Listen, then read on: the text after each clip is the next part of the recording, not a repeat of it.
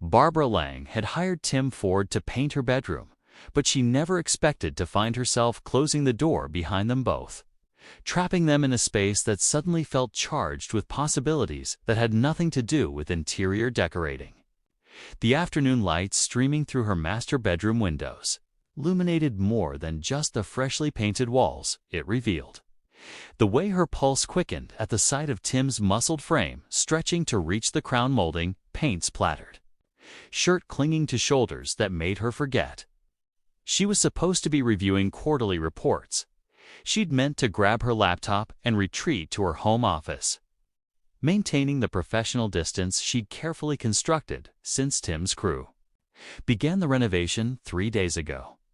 But something about finding him alone in her most intimate space, surrounded by the king-sized bed where she'd spent countless restless nights, the antique vanity where she applied lipstick each morning like armor, made rational thought abandon her completely. Ms. Lang, Tim's voice carried that rough warmth that had been haunting her conference calls all week. He turned from the wall he'd been perfecting, and Barbara's breath caught at the way afternoon shadows played across his dark skin, highlighting the precise movements of hands that knew their craft. "Didn't expect you back so early?" The corporate networking lunch had ended abruptly when Barbara found herself thinking more about Tim's laugh than market projections, more about whether he'd finished the accent wall than the merger discussions swirling around the restaurant table. She'd made polite excuses and driven home with her heart racing for reasons that had nothing to do with caffeine. Early meeting cancellation, she managed, hyper-aware of how her silk blouse suddenly felt too tight, how the pencil skirt that commanded respect in boardrooms now seemed designed to torture her with restriction. Tim's eyes held hers with an intensity that made her realize he'd been thinking about her too, thinking about more than paint colors and project timelines.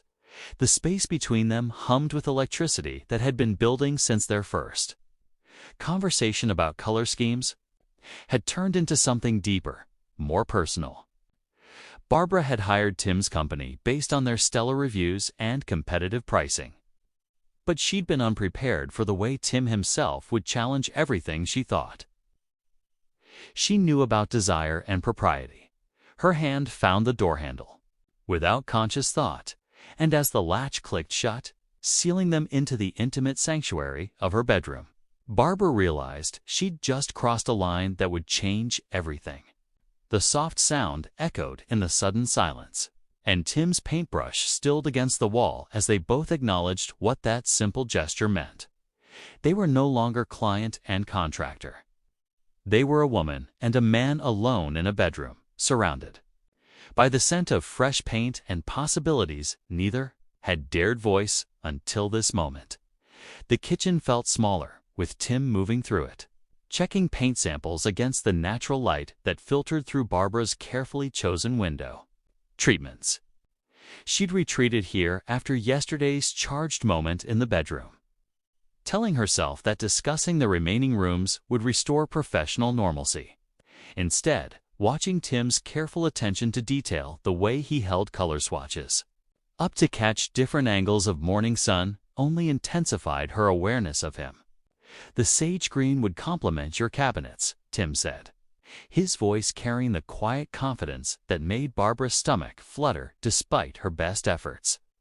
He leaned against her granite countertop with easy familiarity, and she found herself noting how his presence made her pristine kitchen feel lived in for the first time since she'd bought the house. Barbara forced herself to focus on the sample spread between them rather than the way his fingers moved across the paper with artist's precision. "I trust your judgment. You clearly know what you're doing." The double meaning hung in the air, and Tim's eyes found hers with that direct gaze that seemed to see past her corporate armor to something more vulnerable beneath. Before either could explore the territory that comment opened, Barbara's phone erupted with the aggressive ringtone reserved for her assistant. "Barbara Lang," she answered, grateful for the interruption that allowed her to slip back into her professional persona. The Morrison Group moved their presentation to 3 o'clock, Jessica's voice crackled through the speaker. "They want to review the portfolio restructuring before the board meeting tomorrow." Barbara's mind snapped into executive mode, even as she remained hyper-aware of Tim organizing paint supplies with methodical care. "Email me the updated projections. I'll need the third quarter analysis," and she caught Tim watching her transform from the woman who'd closed her bedroom door yesterday into the corporate strategist who commanded seven-figure accounts. His expression held something that might have been admiration, mixed with recognition, as if he understood the masks people wore to navigate different worlds. "I'll be there in an hour," Barbara concluded, ending the call to find Tim already gathering his materials. "Sounds important," he said simply, but his tone carried understanding rather than judgment, unlike the men in her corporate circle who often seemed threatened by her success. Tim appeared genuinely impressed by her competence. Always is. Barbara smoothed her blazer, rebuilding walls that felt increasingly artificial. "The kitchen can wait until tomorrow." Tim nodded, but as he passed her on his way out, the subtle scent of his cologne mixed with paint and something indefinably masculine made her pulse quicken. Her carefully maintained professional distance was proving woefully inadequate against the gravitational pull of whatever was building between them. Barbara was watering her front garden when Mrs. Patterson appeared at the property line like a vulture sensing opportunity. The 60-something woman wielded her morning coffee mug like a weapon of suburban surveillance, her sharp eyes cataloging every detail of Tim's truck parked in Barbara's driveway with paint supplies organized in the bed. "Quite the project you have going," Mrs. Patterson observed, her voice carrying the false sweetness that preceded neighborhood interrogations. "I see your worker is here bright and early again." The word worker landed with calculated emphasis. That made Barbara's jaw tighten. She continued watering her roses, buying time while irritation sparked in her chest. Through the front window, she could see Tim setting up in the living room, his movements efficient and professional as he prepared for another day of transforming her space. "Tim is painting the interior," Barbara replied carefully, refusing to take the bait hidden in Mrs. Patterson's tone. "Tim, is it?" Mrs. Patterson stepped closer, lowering her voice conspiratorially. "You know, dear, some of these people can be quite charming, but you really should be careful about letting them get too comfortable. Property values in this neighborhood depend on maintaining certain standards." The coded language hit Barbara like a slap. She turned off the water with more force than necessary, facing her neighbor with corporate steel entering her voice. "Not sure what you're implying, but Tim Ford runs a highly professional painting business with excellent references." Mrs. Patterson's smile sharpened. "I'm sure he's very good with his hands. It's just that some neighbors have noticed his truck here quite late some evenings. People talk, you know. We worry about young professional women living alone, making decisions that might," she paused delicately, "affect the community atmosphere." Heat flashed through Barbara's chest, part embarrassment at being watched so closely, part fury at the assumptions underlying every carefully chosen word. She thought of Tim's quiet confidence, his respectful manner, the way he'd looked at her corporate transformation yesterday with admiration rather than intimidation. "I appreciate your concern," Barbara said, her voice carrying the same authority. She used to shut down inappropriate comments in boardrooms, but my business arrangements are exactly that, my business. Mrs. Patterson's coffee mug paused halfway to her lips, clearly not expecting such direct pushback. As if summoned by the tension, Tim appeared in the doorway, and Barbara felt something protective and fierce rise in her chest at the sight of him witnessing this coded conversation about his worth, his place, his right to be here. The moment stretched taut between them all. Suburban politeness warring with uglier truths that lurked beneath manicured lawns and morning pleasantries. Rain hammered against Barbara's windows with unexpected fury. turning what should have been Tim's final hour into an extended evening that made leaving impossible. She watched from her kitchen as he moved through her living room with focused determination, racing against time to finish the accent wall before the storm made driving treacherous. "Coffee?" Barbara called out, surprised by her own offer. The professional distance she'd maintained all week seemed ridiculous now. With darkness falling outside and warm light creating an intimate cocoon around them, Tim paused mid-brushstroke, paint roller suspended as he considered her invitation. "That'd be great, actually. This is taking longer than expected." The domesticity of making coffee while Tim worked felt dangerously natural. Barbara found herself stealing glances at the way he moved with artist's precision, how his concentration transformed his features into something almost meditative. When she brought him the steaming mug, their fingers brushed in the exchange, and neither pulled away immediately. "You don't have to stay," Tim said quietly, though his eyes suggested the opposite. "I know this isn't how you plan to spend your evening." Barbara settled onto her sofa, closer than professional courtesy required. "Where else would I be?" The question hung between them, loaded with implications neither had voiced. Tim set down his roller, accepting the invitation in her tone.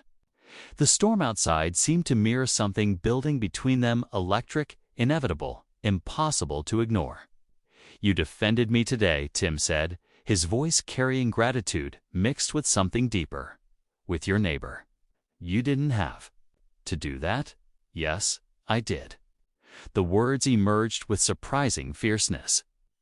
Mrs. Patterson had no right to. Barbara stopped, realizing how much her reaction had revealed. Tim's smile was slow, transformative. "You care what people think about me." "I care about treating people with respect," Barbara deflected, but they both knew it was more than that. "Is that what this is?" Tim asked, moving closer until he could see the gold flecks in her brown eyes. "Respect."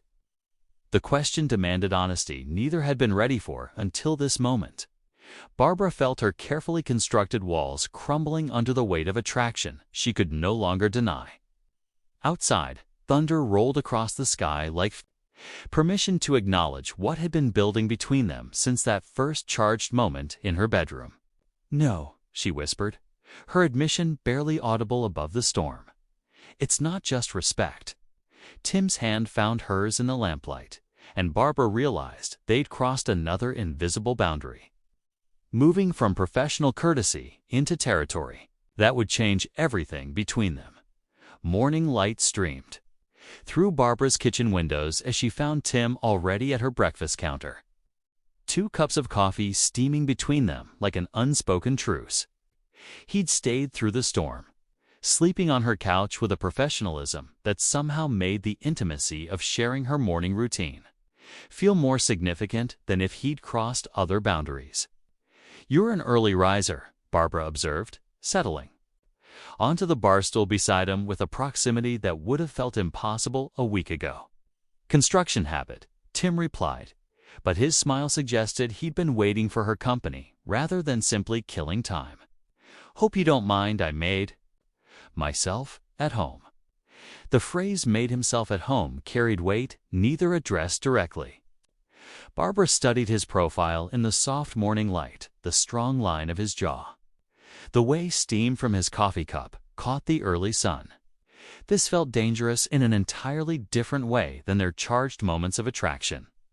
This felt like the beginning of something real. "Tell me about yourself," Barbara said, surprising herself with the request. "Beyond painting and coffee preferences." Tim's laugh was warm, genuine, not much mystery there. "Grew up in Detroit, learned the trade from my grandfather. Started my own business 3 years ago." He paused, studying her face. "What about Barbara?" "Lang, corporate strategist." "What's your story beyond quarterly reports and designer coffee makers?" The question touched something raw. Barbara rarely shared personal details, had learned early that vulnerability in her professional world was often weaponized. But something about Tim's quiet attention made her want to be honest. I grew up in a house where success was measured. In achievements, she admitted. Perfect grades, perfect college, perfect career trajectory. I've been performing excellence for so long, I sometimes forget what I actually want. And what do you want? Tim asked softly. The question hung between them with dangerous implications. Barbara met his eyes, seeing genuine curiosity rather than judgment. I want to feel like myself instead of a carefully constructed image. I want conversations that matter instead of networking pleasantries. She hesitated, then added with devastating honesty, I want someone to see me, not my resume. Tim's hand covered hers on the counter, warm and calloused from honest work. I see you, Barbara. The way you defend what matters to you. The way your whole face changes when you laugh.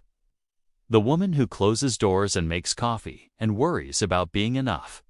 His words shattered something inside her chest, revealing feelings she'd been too afraid to acknowledge. This wasn't just attraction anymore.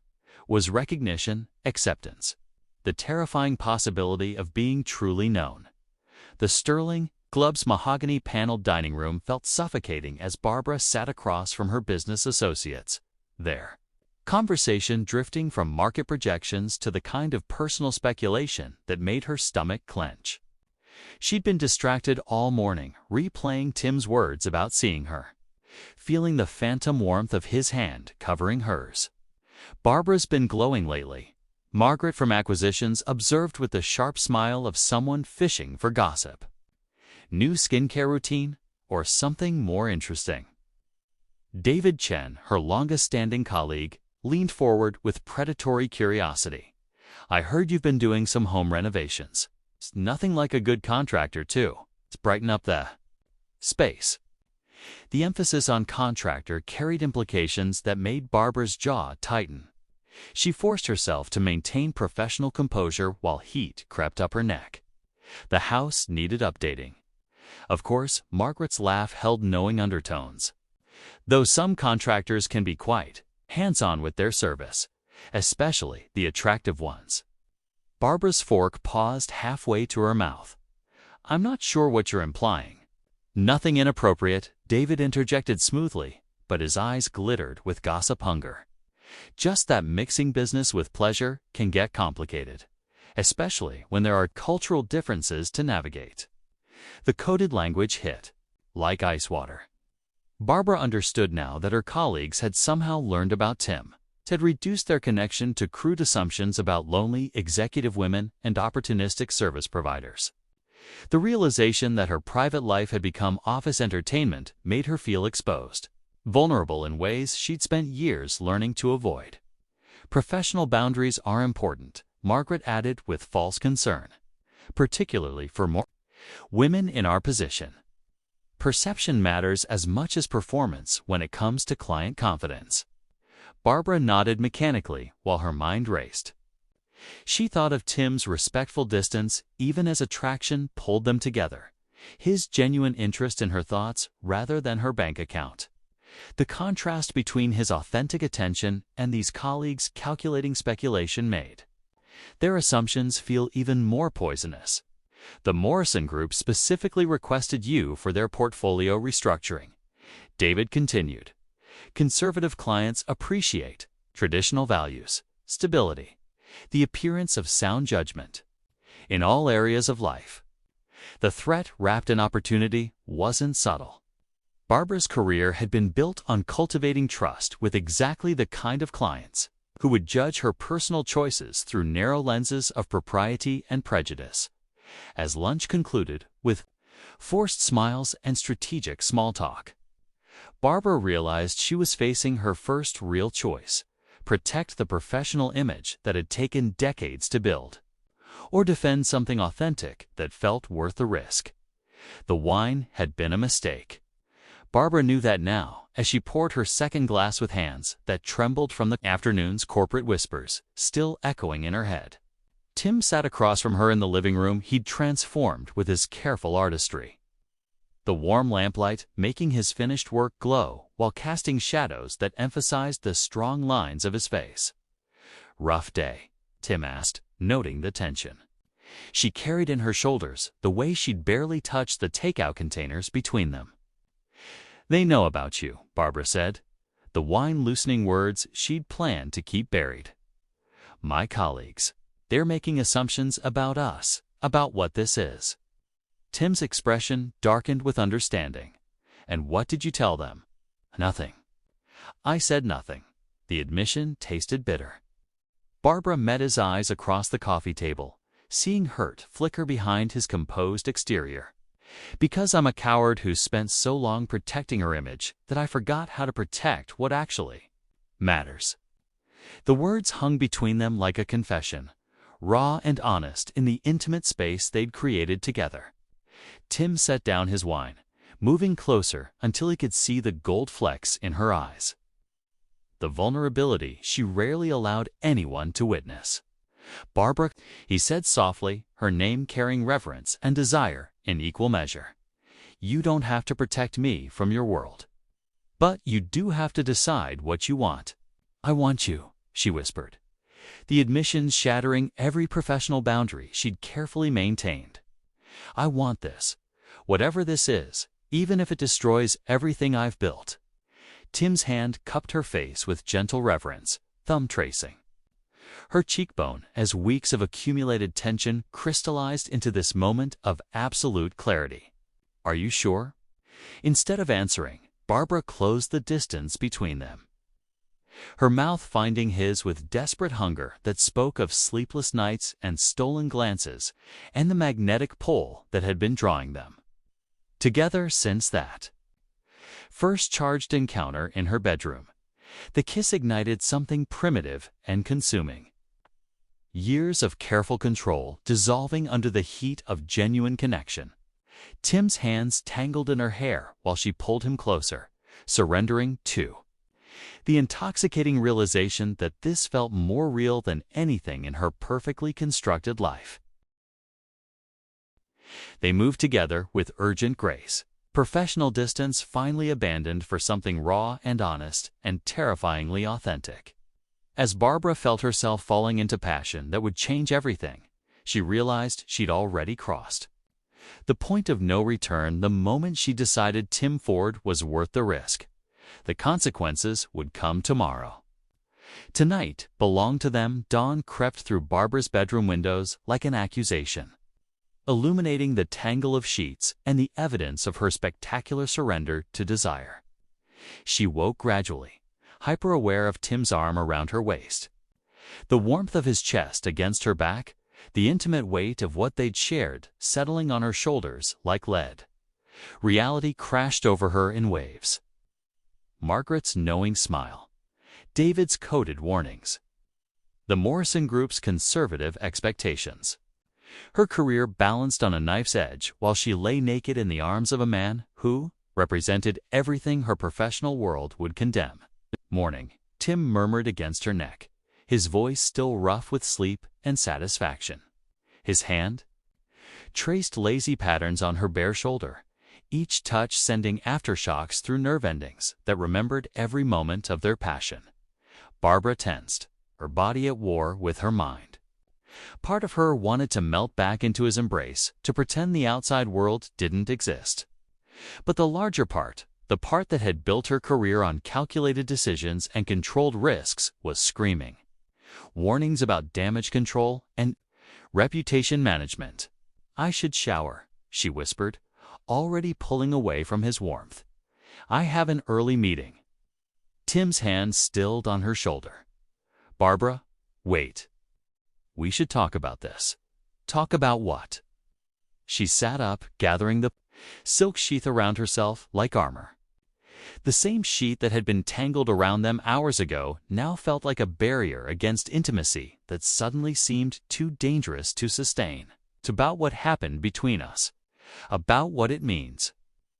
Barbara stood on unsteady legs, her body still, humming from his touch while her mind constructed walls with desperate efficiency.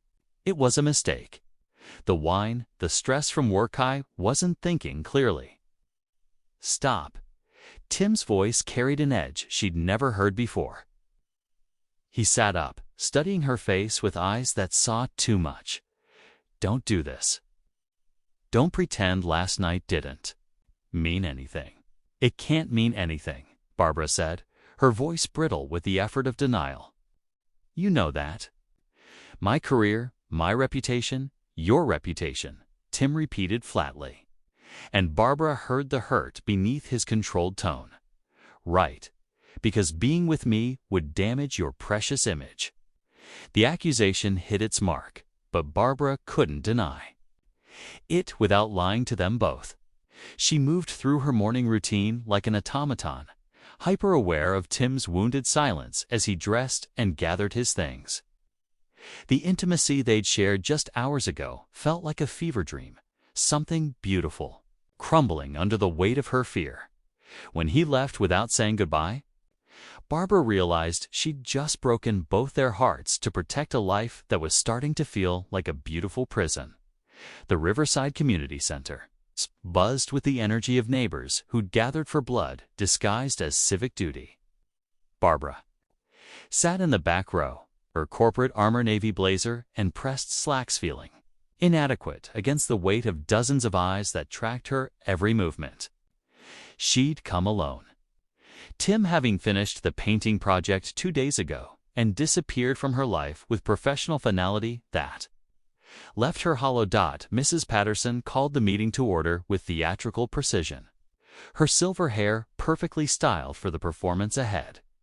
"We have serious concerns about community standards that need addressing." Barbara's stomach clenched as faces turned toward her with the collective focus of a firing squad. Mrs. Chen sat in the front row, her smile sharp as winter air, while Tom Bradley from down the street consulted notes like he was preparing for cross-examination. "The issue," Mrs. Patterson continued, "is maintaining property values and neighborhood integrity. When residents engage in more appropriate relationships with service providers, it affects us all." The euphemisms hit like slaps. Barbara felt heat rise in her chest, a combination of humiliation and protective fury that made her hands shake. They were talking about her and Tim like they were discussing a zoning violation, reducing their connection to a threat against property values. "Could you be more specific?" Barbara's voice cut through the murmurs, stronger than she felt. Mrs. Patterson's eyes glittered with satisfaction. "Well, dear, your situation with the painter has raised eyebrows. The overnight stays, the intimate nature of your arrangement. Some of us have concerns about what message this sends to our children." The room fell silent, and Barbara realized they weren't just condemning her choices, they were forcing her to defend or deny Tim in front of witnesses. Every neighbor she'd smiled at over morning coffee now sat in judgment, waiting to see if she'd claim him or throw him to the wolves to save her reputation. Barbara stood slowly, feeling the weight of every assumption, every whispered conversation, every coded concern about their relationship. She thought of Tim's hands on her skin, his laugh over wine, the way he'd looked at her like she was worth fighting for before she'd broken his heart with her cowardice. "You want to know about my relationship with Tim Ford?" Barbara's voice carried across the room with unexpected strength. "Fine, we're involved. We care about each other deeply, and frankly, that's none of your business." The admission hit the room like a bomb, gasps and murmurs erupting as Barbara claimed what she'd spent weeks denying. But as she looked at the shocked faces around her, she realized this public declaration was only the beginning of the fight. She'd just started. The Sterling and Associates boardroom felt like a courthouse as Barbara faced the tribunal that would decide her professional fate. Richard Sterling sat at the head of the polished mahogany table, flanked by Patricia from HR and David Chen, her former lunch companion, who now avoided her eyes. The morning light streaming through floor-to-ceiling windows seemed to illuminate Barbara's isolation rather than provide warmth. "Let's address the elephant in the room," Sterling began, his silver pen clicking against legal pads with mechanical precision. "Your public declaration at the neighborhood meeting has created a situation." Barbara's spine straightened. Word had traveled fast through the interconnected web of professional and social relationships that governed her world. David's presence at this table proved that her personal life had become a corporate liability overnight. The Morrison Group has expressed concerns about your judgment, Patricia continued, consulting her folder with clinical detachment. Specifically, how your relationship choices might affect client confidence in our firm's professionalism. The words felt like ice water. Barbara looked at David, the colleague who'd fished for gossip over lunch, who'd smiled while delivering coded warnings, now sitting in judgment of her private choices like a self-appointed moral authority. My personal relationship has no bearing on my professional capabilities, Barbara said carefully, her corporate training warring with protective fury. Doesn't it? Sterling's eyebrow arched with practiced skepticism. You're representing million-dollar portfolios to conservative clients. Your credibility depends on perception as much as performance. And the perception of a senior associate cohabitating with, he paused delicately, someone from a different professional sphere raises questions about your decision-making. The coded language hit like a physical blow. Barbara understood. Now that this wasn't about professional standards, it was about maintaining the careful segregation that kept her world comfortable and predictable. Tim's crime wasn't being her lover. It was being the wrong kind of lover for someone in her position. What exactly are you asking me to do? Barbara's voice remained steady despite the trembling in her chest. Sterling's smile was sharp as surgical steel. We're offering you a choice. End this relationship and transfer to our Phoenix office for a fresh start. Or we'll be forced to terminate your employment for conduct detrimental to the firm's reputation. The ultimatum hung in the air like a sword. Barbara realized she was being asked to choose between the career she'd spent a decade building and the man who'd made her feel truly alive for the first time in years. Her privileged world demanded conformity as the price of admission, and Tim was a rebellion they wouldn't tolerate. But as she sat in that sterile boardroom, Barbara wondered if a life that required her to deny love was worth preserving at all. Barbara found Tim in her living room, packing his tools with the methodical precision of someone trying not to think about what he was losing. The sight of him dismantling their shared memories hit her like a physical bloach brush and roller. Another piece of evidence that her cowardice was driving away the best thing that had ever happened to her. "You're leaving," she said, her voice barely above a whisper. Tim looked up, his dark eyes holding exhaustion and something that might have been resignation. Project's finished. No reason to stay. There's every reason to stay.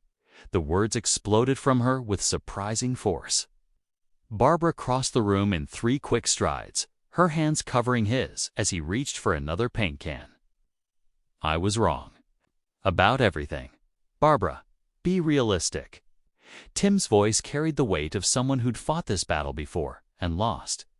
You have a career, a reputation to protect. I'm just the guy who painted your walls. The dismissal shattered something inside her chest. Barbara looked at this man who'd made her laugh over wine, who'd held her through vulnerability, who'd touched her like she was precious and realized he had no idea what he meant to her. You want to know what you are to me? Barbara's hands cupped his face, forcing him to meet her eyes. You're the first person who saw me instead of my resume. You made me feel alive in ways I didn't know I was dying. Her voice broke on the words. You're the man I love, and I'm tired of pretending that's something to be ashamed of. Tim's breath caught, his hands coming up to cover hers. They'll destroy you. Let them try. Barbara's voice carried steel forged in boardroom battles and neighborhood confrontations. I just walked out of Sterling and Associates, told them exactly what they could do with their ultimatum. You quit. Tim stared at her like she'd just rewritten the laws of physics. I resigned with dignity before they could fire me for loving the wrong person according to their standards. Barbara pulled him closer, feeling his resistance crumble. "I spent years building a life that required me to hide who I really am. I won't do it anymore." Tim's mouth crashed against hers with desperate hunger, and Barbara realized they weren't just choosing each other, they were choosing to fight for a love worth defending. The corporate world that had demanded her conformity could keep its sterile success. She'd found something infinitely more valuable in the arms of a man who painted walls and saw souls. "I love you too," Tim whispered against her lips, and Barbara knew she'd made the right choice. Some things were worth losing everything else to keep.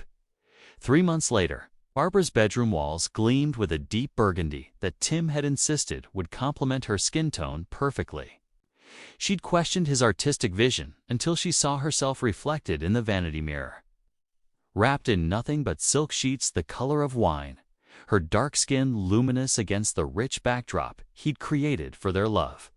"You were right about the color," Barbara murmured, watching Tim emerge from her ensuite bathroom with droplets of water still clinging to his shoulders. The afternoon sun streaming through her windows caught the moisture on his chest, and she felt that familiar heat pooling low in her stomach, a hunger that 3 months of loving him had only intensified. Tim's smile was slow, predatory, as he moved toward the bed with the confidence of a man who knew exactly how much he was wanted. The white towel around his waist seemed almost insulting in its modesty, concealing what Barbara's body already ached for. "I told you I knew what I was doing," he said, his voice carrying that rough edge that never failed to make her pulse race. The double meaning in his words sent electricity racing through her veins. Barbara let the sheet slip lower, revealing the curves that Tim worshipped with artist's hands and lover's devotion. Her consulting business was thriving, built on authentic relationships rather than corporate politics, but nothing compared to the satisfaction of watching desire darken Tim's eyes as he took in her deliberate display. Mrs. Patterson called. "This morning," Barbara said, her voice carrying the breathless quality that always emerged when Tim looked at her like she was his next masterpiece. "Apparently, the Hendersons want you to paint their master suite. Something about creating that romantic atmosphere the Lang house has." Tim laughed, sound rich and warm as he settled on the edge of the bed, his hand finding the silk sheet that barely covered her. "Our scandalous love affair has become neighborhood inspiration, seems that way." Barbara's fingers worked to remove the towel around his waist, her touch deliberate and teasing. Who would have thought that choosing love over conformity would become trendy? The irony wasn't lost on either of them. The same neighbors who'd whispered about inappropriate relationships now sought to recreate the obvious passion that seeped Fluch Kuch delay, the obvious passion that suched his transformed home. Tim's business had exploded with referrals from couples wanting to capture some of the magic that seemed to permeate every room he'd touched. "Come here," Tim growled, pulling her against him with possessive hunger that made her breath catch. The silk sheet became tangled between them, a whisper-thin barrier that only heightened the anticipation building in her chest. His mouth found the sensitive spot below her ear, the one that made her arch against him with desperate need. Barbara's hands explored the familiar landscape of his chest, fingertips tracing patterns that made his breathing roughen. 3 months had taught them both exactly how to drive each other to the edge of reason, how to build desire until it became an almost unbearable ache. "The whole neighborhood's watching," Barbara gasped as Tim's mouth trailed fire down her throat, his lips finding places that made her forget every rational thought. "Let them watch," he murmured against her skin, his hands sliding beneath the silk to claim what was his. "Let them see what real love looks like."